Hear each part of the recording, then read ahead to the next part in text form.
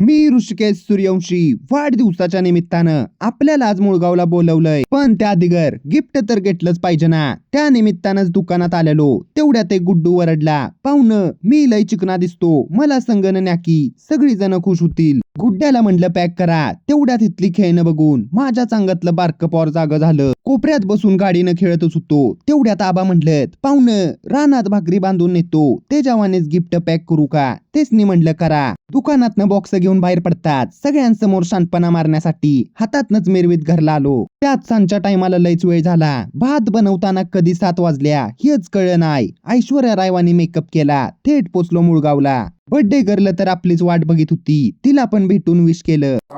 Happy birthday. Thank you. थोड्या टायमानंतरच सेलिब्रेशनला बी सुरुवात झाली. सगळ्या फॅमिलीने एक केक करून सिद्धीला ओवळलं. केक कटिंग करून घेतला. फायनली गिफ्ट द्यायचा टाइम आला, पण फटाक्याच्या आवाजानं बाळच जोरात भेलेलं. पण टेन्शन नाही, फटाकड्या इजल्यानंतर लगेच गिफ्ट देऊन टाकलं. त्यात इथलं जेवण तर एकच नंबर. 5 वेळा भात खाल्ला, सुट्टी द्यायची नाही. अशा तऱ्हेनं वाढदिवस पार पडतात. सगळ्यांचाच निरोप घेतला. घरच्या दिशेनंच रवाना झालो.